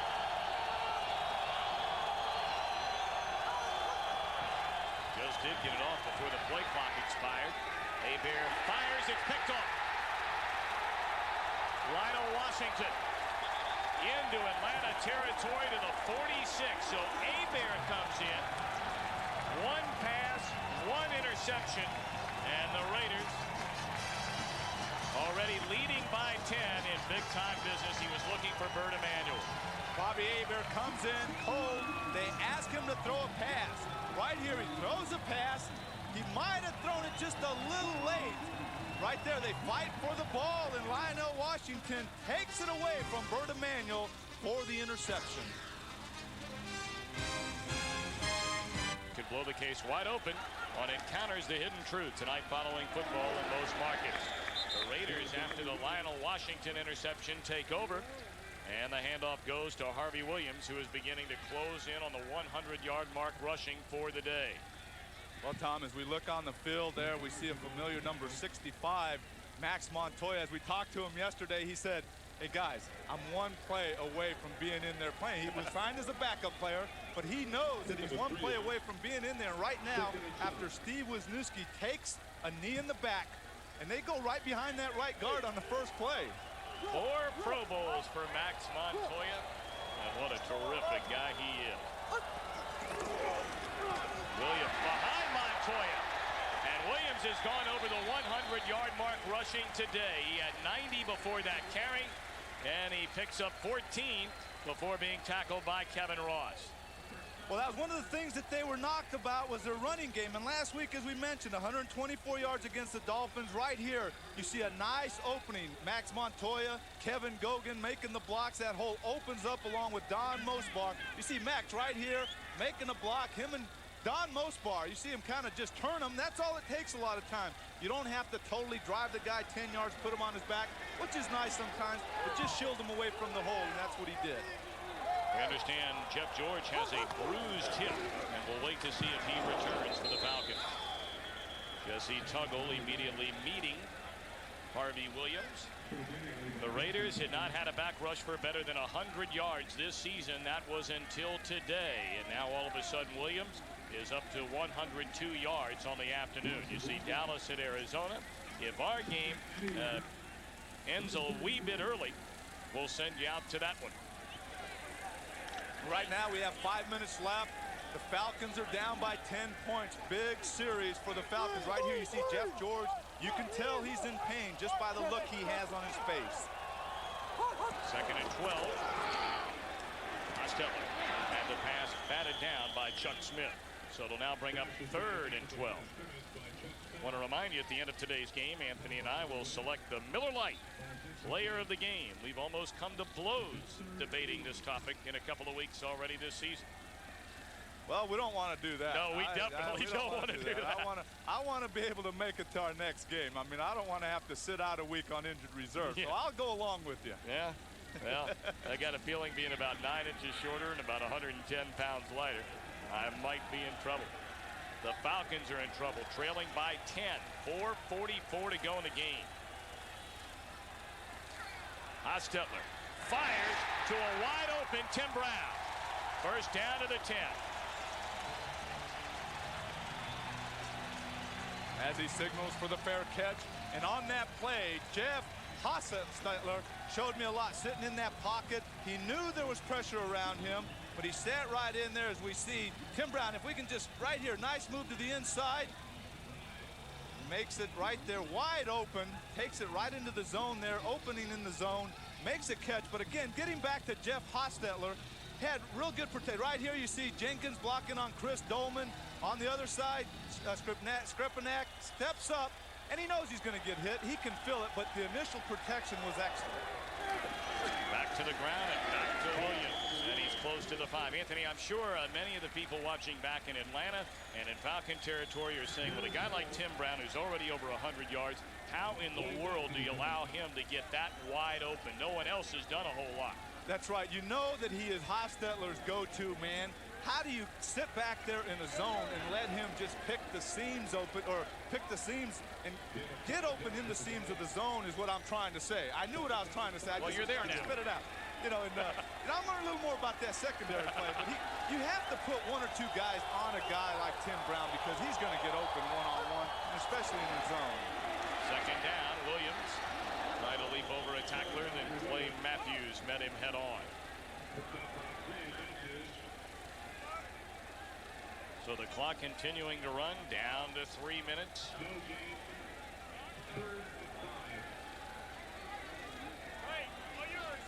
Well, this kind of looks like after the first quarter, the old Raider teams that would just take the ball and pound it and dominate and physically wear you out as the game went on, and they're doing that. I mean, like we mentioned, they were outscored by 10 in the first quarter, but after that, they put 27 points compared to 7 by the Falcons, and most of it has been just pounding the ball on the ground and mixing up the pass now and then.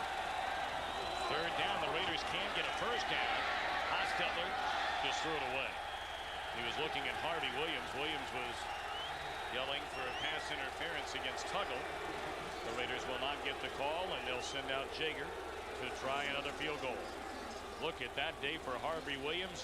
Art Shell pushed the right button today, the first time that Williams has gotten a start. That's right. He put him in there because, you know, we asked him, is he a guy that you wanted to get in there? You saw him as a starter when you acquired him, and he said yes. He's a guy that we saw had the ability to make things happen, and he sure did that last week against the Dolphins, and he's in there and had an excellent game so far with only 2.5 minutes left. Jaeger, chip shot. And he nails the field goal, giving the Raiders a 30-17 lead. 2:23 left to go in the game. And what a difference a week makes if you're Art Shell and Jeff Hostetler. Everybody recalls 2 minutes and 25 seconds left in the first half last week at Miami. The confrontation along the sideline, the shouting match, surrounding plays being sent in, subsequently changing plays on Hostetler's part. Hostetler taken out of the game, sat for the final 2:25 of the first half, brought back in the third. The Raiders lost in overtime, and here they are, 30 points on the board today. Well, I know I was thinking about that situation, and I had to think about the situation if Art Shell had not brought Hostetler back in the second half, what would have happened? And I believe it was really a positive move on Art Shell's part to bring him back in and play that second half, because who knows what would have happened if they would have seen their leader pulled out of the game in that first half and not come back that second half. I think it would have been a completely different situation this week between those two and everything that happened around the Raider camp. Well, let's see if Jeff George is going to return. He has the bruised hip, knocked out of the game. And on that last Falcon drive, Bobby Hebert came in for one play, threw an interception. It leads to the Raider field goal. Harrison Verdun waiting back on the Jeff Jaeger kick. 2:20 left to go at the Coliseum. This is Verdun. Across the 20 out to the 23, and there's a flag on the field. Dan Land with yet another tackle along with help from number 37 James Trapp. But again, a penalty flag is down. Holding against Atlanta. Once again, penalties, penalties, penalties. They can't afford to have penalties and believe they can win ball games. I mean, it's just it's uncalled for. And really what it boils down to, I say it Holding 37 on the receivers, 10 yards from the end of the run, first down. And a lot of those come from just not paying attention to the details. Concentration, discipline, and really paying attention to the details. And right here you see 7 penalties on both sides, but the yardage 61 yards for the Falcons compared to 31 for the Raiders. So it moves Atlanta all the way back to the 13. 2:13 left to go. And a 30-17 Raider lead. Jeff George is back at quarterback. Not a whole lot of pass rush there. Trying to find number 83 Ricky Sanders, and it's off his fingers. Let's send it back to Hollywood and James Brown. JB. Tom, Buddy Ryan said Emmitt Smith would not run on the Cardinals. Well, this is only a 6-yard run, but it is a touchdown, and it is 64 yards on the day for Smith, and the Cowboys are ahead by a touch. That late in the fourth, under 4 to play. Let's take you back to Tom Brenneman. Well, Anthony Munoz, we have been around for the only games Buddy Ryan's team has won this season. We had the Minnesota game and then last week at Washington. George in trouble, and he is sacked. And it didn't look like he had a whole lot of mobility back there, Anthony. Chester McLaughlin in on the sack. That's his 3rd this season and the 4th today given up by the Atlanta offense. You make a great point because I noticed 2 plays ago as he went back, he didn't look real comfortable back there. And right now he goes back and he tries to get away, but he just can't move back there. Of course, he has all that pressure, but I noticed even when he had time 2 plays ago, he was not looking real good back there. So it'll be a 3rd and 19. We've reached a 2-minute warning. George and the Falcons trailing the Raiders 30-7 victory. It is a 3rd and 19. Hebert has replaced George. I'm sorry, no, it is George back in there, and he fires to Andre Rison. Good enough for the first down out to the 30. And George still limping. It's obvious he's in a lot of pain, and right there, he threw that ball extremely well, but he did not step into it. Right here, you see Andre Rison going against Terry McDaniel. Takes to the outside, pushes him, he goes into the zone. McDaniel leaves him, kind of slips a little bit, but he, again, finds the opening in the zone. Patrick Bates back there has to close a little quicker, and I think a little bit of that slip came from all the touchdowns that the Trojans were scoring and wore out that sideline. Oh, USC guys. First down, and George going for the long one, and he overshoots Andre Rison. Good coverage back there by number 36, Terry McDaniel. McDaniel, a Pro Bowler in his own right. In fact, a couple of times, the first Raider rookie to start an opening game in the defensive backfield since the legendary Jack Tatum back in '71. Penalty Holding, flag. 72 offense, 10 yards, repeat first down. They got Mike Zandowski, the right guard. Well, once again, you might not hear a player's name all game. See that flag go up in the air, and all of a sudden, for the first time, you hear Mike Zandowski's name as he is caught for holding on that play. Well, you always find a chance to sneak in that Southern Cal stuff. That's all we've heard about all week. 30-17, Raiders in front. And a minute 45 to go. George throws it out to Terrence Mathis, and he's well short of the first down. Well, today's game was produced by Roy Hamilton, the former UCLA Bruin, directed by Billy McCoy. The studio is produced by Scott Ackerson and directed by Bob Levy. The executive producers of Fox Sports, Ed Gorin and David Hill. Well, I got to admit, it's not hard. Let's go from UCLA, Roy Hamilton. Let's go back to USC. It's not like it's a forced thing. I don't have to force the comment because so much happens with USC. I mean, George looking for first down yardage, and he has it. Completing the pass to number 83, Ricky Sanders. Clock continues to run down to 1:30. The Raiders with a win today would go to 3-4. The Falcons, meanwhile, back-to-back losses last week to the Niners, this week to the Raiders, and they'd be back to 500.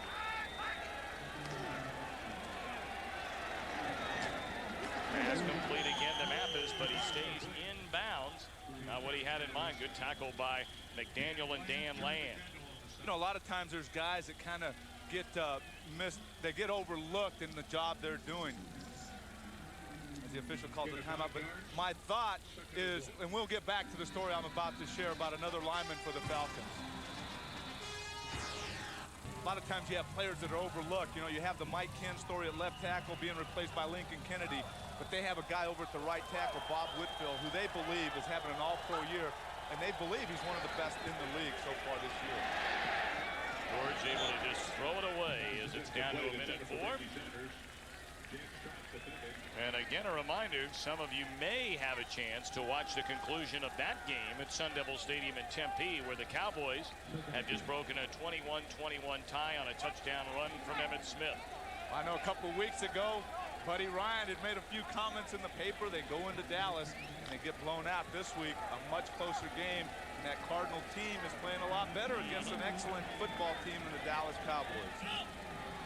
Second down and 10 for George and the Falcons. So they trail by 13 with almost a minute to go. 1:01, in fact, left to play on the tip ball. Pass incomplete, trying to go to Terrence Mathis. What does this game mean for the Raiders, Anthony? Well, again, excuse me, as we talk to the players, you know, you have the Chargers that are 6-0 in their division, and what they're looking, first of all, to get back on track. They had a decent game last week against the Dolphins. They were close to winning the game. They felt their defense played well enough to win, but they just didn't do it offensively. This gets them back on track, closes that gap between them and the Chargers. And really, at this time of the year, you can say, well, we're shooting for a wild card game, but you know, they still have a chance to win this division. Intercepted. Lionel Washington, his second pick of the game, his third of the season, and that's going to do it for George and the Falcons here today. And now some extracurricular activity going on at the 25. Pushing and shoving. Whitfield is there along with Richards. Nolan Harrison, 74. And the former Atlanta Falcon, Andre Bruce, number 56. Well, there's probably a little frustration on both ends. Again, Bob Whitfield and the Falcons about to lose this game. There's probably some frustration there. And once again, the guys that are going against Whitfield, maybe a little frustration from not being able to get to the quarterback. See George going back. He throws the ball, and he's almost hit as he throws the ball, but does get it away. And Lionel Washington makes a nice play on the ball, intercepts it, and he knows exactly what to do. Run out of bounds. Jeff George not real excited about the outcome of that pass and this game. And he should be. Now the Raiders just going to have Hostetler go down on a knee and run out the clock. Now our Miller Lite player of the game, Harvey Williams. His first start as a Raider. Signed as a free agent, of course, was Harvey Williams from Kansas City. And you see the numbers. Career high in rushing. First time a Raider back has gone over 100 yards this season, and a big job out of the backfield catching passes. Well, not only the over 100 yards rushing the ball, but an excellent target, like you said, coming out the backfield. He got an opportunity to be in there at the start, and he responded with an excellent game. This will be the final play of the ball game. Hostetler down on a knee, and that is that. So the Raiders, certainly a controversy-filled week with a great deal of debate. A lot of tight lips in the Raider camp with Shell and Hostetler not saying a whole lot to the media. Hostetler did share with you yesterday the fact that he had the meeting with Shell earlier this week on Tuesday. They ironed out their differences, and it turns into a Raider win here today. Well, I think when you have a situation like that, the best thing to do is keep it quiet. I know you have to talk a little bit but you don't have to come out and share everything. And really, that distracts a team if you talk about it, and they did a good thing. All righty, for Anthony Munoz and our entire Fox crew, thanks for being with us. Our final score from Los Angeles' Coliseum, a 30-17 Raiders win. Coming up next. This is Charlie Jones and Randy Cross. Those of you that are just joining us, we'll bring you up to date on this between the Denver Broncos and the San Diego Chargers. Here's the call. It will go against Denver. Denver is leading by 5 points, 20-15. Defense, 5 yards, automatic first down. And leading with the Reggie Rivers going into the wedge low, getting the penalty, and now holding. The Broncos late are making the mistakes that Stan Humphries' Chargers made early in the game that really got things going. I mean, this is a situation where Denver cannot afford to make these kind of mistakes. Now's when they got to start trying to make plays, not mistakes. The offense of San Diego pretty well contained by Denver. John Carney with 5 field goal attempts, no touchdowns. John Elway hooking up with Shannon Sharp for a couple of big plays, including their touchdown. Jason Elam with a 54-yard field goal for Denver. And again, Denver 20, San Diego 15, just over 2.5 left. San Diego with the ball at the 40-yard line. For all the success of the running game by means, the way to beat Denver here is you got to throw it. Humphries to throw. He fires and it is intercepted. A flag goes down. Mark Say, the intended receiver, and Ben Smith has the interception as Humphries tried to force it. And Mark Say is going to be called for a face mask, reaching around and grabbing Ben Smith's face mask. What a good job by Ben Smith, anticipating the pass, knowing Humphries had to pass to beat him, and breaking on the ball when he saw Humphries go into that route. Ben Smith with a pinch rotator cuff in the right shoulder. On San Diego, we'll penalize 15 yards, first down. He has nerve damage in his left shoulder, and Ben Smith comes up with a key play of the ballgame. But there's nothing wrong with his intuition and his ability to break on a ball, read a pattern, and intercept the pass. There's the face mask you saw where Say grabbed him by it, but watch him just breaking on the ball, the concentration involved in catching the ball as your face mask being tugged. Just an all-around strong effort by Ben Smith, and an all-around effort by the offense of the Chargers on the day so far that has been extremely weak to pathetic at times. Denver at their own 45-yard line. Just exactly 2.5 minutes left to go, and Denver has broken the hearts of their fans 3 times this year, late in the ball game. But this time they lead by 5, and they'll work on the clock. And here's Leonard Russell, and Junior Seau cuts him down, and will take a timeout. Chargers timeout remaining. Broncos have 1. We have 2:25. This is a 40-second timeout.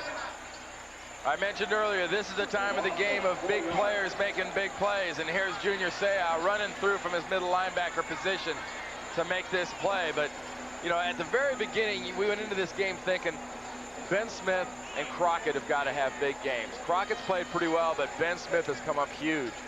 Big hits on Natron Means, some good defensive plays, and the critical interception at the time that the Denver Broncos needed it. And Crockett also with an interception. Exactly. I mean, this has just been a job of the Denver defense. Everyone wants to talk about they can't do this and they can't do that, but you see Ben Smith sitting on the right there with the number 26. You see this defense, Charlie Waters and Wade Phillips, has found a way to use what they had to attack this offense. They've given them the run to a degree, and they've taken the wide receivers in the passing game away from the Chargers. 2nd down and 14.